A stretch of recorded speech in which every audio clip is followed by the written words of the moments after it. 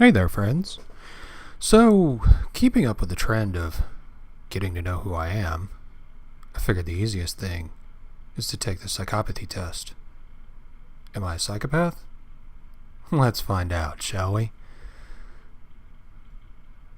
And this is on Psych Central, so you can find out if you're a psychopath too. As well as other things. They have ADD tests. I'm not making fun of the test. It's a very serious test. I'm sure they have definite reasons for the answers, for the questions that they ask. What is other? How could you be other? Okay, most would describe me as charming and nonchalant. I could turn my charm on and off like a faucet. That is definitely me. I can be extremely charming when I want to, and I'm pretty much very nonchalant. I do what I want, when I want, the moment the impulse strikes me, regardless of what others want. That is definitely me.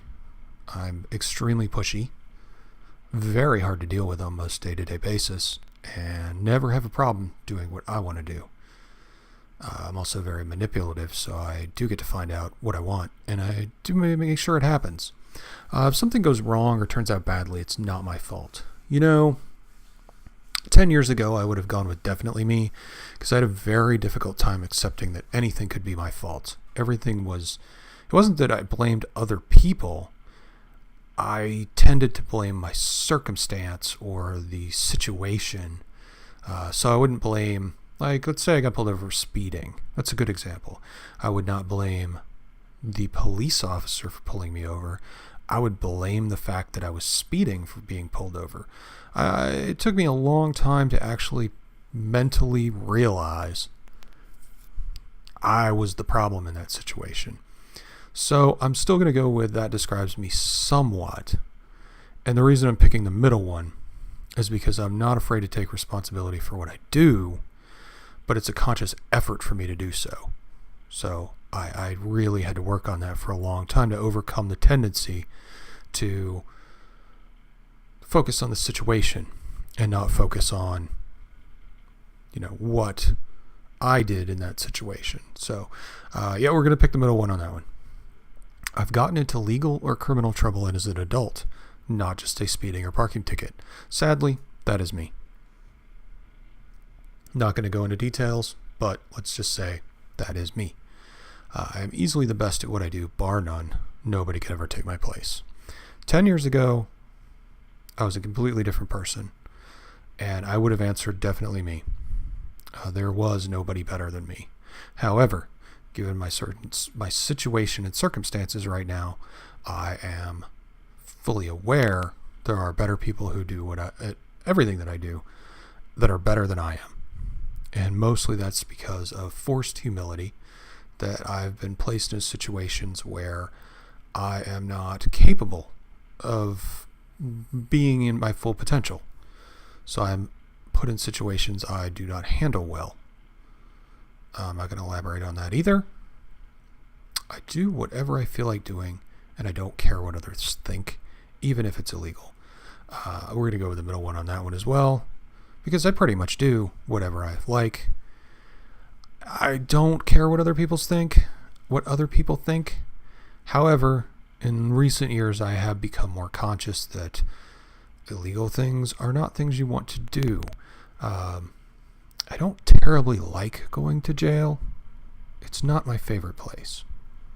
So, positive or negative reinforcement has shown me that that is not where I want to be. So that did curb some of the what are the consequences thing that I have to consciously think about before I do something. Is this the right thing to do? Am I going to get in serious legal trouble for this? Am I going to jail? Every person for themselves. I don't see the point in feeling sorry for other people and have no desire to help others. I'm going to go with definitely, because I do have a difficult time. Putting myself in other people's situation and wanting to help out strangers anymore. Maybe it's cynicism, maybe it's a number of other things. However, close friends, I have no problem helping them out considerably. But other people, I'm guessing every other person being people I'm not very close to. I've gotten into legal or criminal trouble when I was a teenager, not just a speeding or parking ticket. Yep. Again, we're not going into it. I have no problem or concern lying in order to get what I want. Not me. I'm extremely honest. Don't fall into that category because of up above. You have to be able to take responsibility for what you do. So eventually you're going to have to answer for it. And it's usually better. This is more a practical thing than a caring about it thing, because I honestly don't think most people care about what you say on a day-to-day basis anyway. However, if you're going to take responsibility for what you do and say, you need to be able to remember what you do and say, and the easiest way to do that is to always tell the truth. Sounds like a PSA, doesn't it? Live in the moment is what I say. The future will take care of itself, and learning from your past is pointless. It's definitely me, because I do live in the moment, and I don't think learning from past anymore is as valuable as it used to be, because things change so quickly now. What I did 10 years ago is irrelevant to what I did today, because nothing in my situation 10 years ago is the same thing I'm doing anymore. Probably 20 years ago, I would say this is a good thing to, reflect back on what you know from before. It would have been a shorter time period because I was much younger. So it would have been probably 2 years I'd be focusing on than 10 years, which would come into things, which was one of my big problems, was picking the right people to date.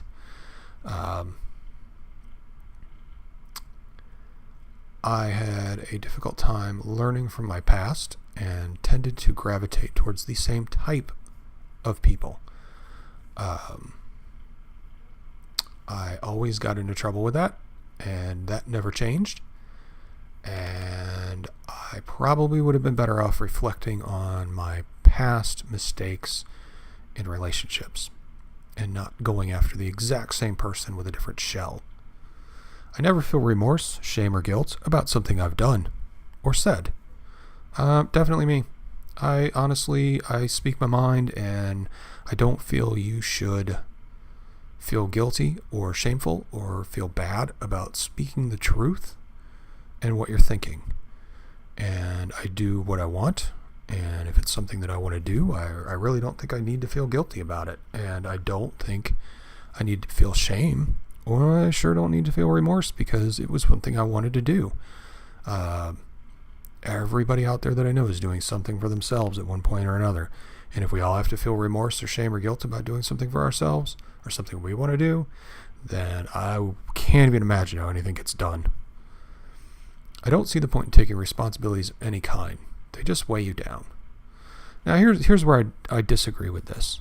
I do see a point in taking responsibilities, because I think that it's important to be grounded in something. Otherwise, you have no point of focus. I can't agree with this because responsibilities do weigh you down, but I can't completely disagree with it, because taking on responsibilities is kind of a fact of life and important. And it sometimes, in some cases, does more than weigh you down.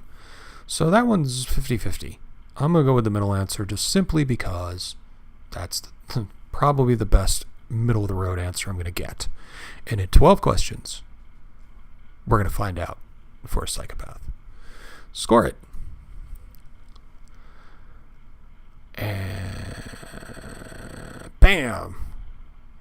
Results of the psychopathy quiz. You scored a total of 18. You answered this quiz consistent with people who score high on measures of psychopathy and psychopathic behavior. This high score suggests that you have psychopathic tendencies. Oh, great. So 18 and up, strong. 13 to 17 are moderate to minor, and 0 to 12 are none. So correctly identified 16 factors he believed made up the main features of psychopathy: superficial charm and good intelligence, absence of delusions, and other signs of irrational thinking, absence of, I might even try that word, psychoneurotic manifestations, unreliability, untruthfulness and insincerity, lack of remorse or shame, inadequate, motivated, antisocial behavior, poor judgment, failure to learn from experiences, pathological egocentricity, and incapacity for love, general poverty, and major affective reactions, specific loss of insight, unresponsive in general interpersonal relations, fantastic and uninviting behavior with alcohol and sometimes without, suicide rarely carried out, suicide life impersonal or sex life impersonal, trivial and poorly integrated, and failure to follow any life plan. If this sounds like you, then you may have learned something valuable about yourself. I think some other people would probably want to know. That would be valuable information for them to have. While most people with psychopathy don't seek out professional help, except when something horrible has happened in their lives, and they believe it may help them to get a good look. Oh, I'm totally lost here. Except when something horrible has happened in their lives, and they believe it may help them look good to others. You may benefit from psychotherapy at this time. While these kinds of behaviors may be beneficial to you in some aspects of your life, they are unlikely to help you in others. So, for the sake of transparency, many years ago I had a bit of a nervous breakdown, and I already knew what this test was going to reveal because I know myself pretty well. So, I knew I was going to score high. I didn't anticipate scoring this high anymore, but based on the results of the problems that I had, I definitely scored high back then. I learned a number of tools from therapy to help curb some of these poor social behaviors, and not to suppress them, but to actually help integrate myself into society better. Answering these questions truthfully, I'm wondering at this point if I'm covering it up or if I'm actually working. So I don't know what that says about therapy or not. But hey, you learned something new about me today. I am a psychopath. So dislike my video now. Anyway, I'll catch you guys later. We'll take some more of these tests and we'll find out maybe if we have ADD next time. Or something. What were we talking about? I'll see you guys later. You're still here?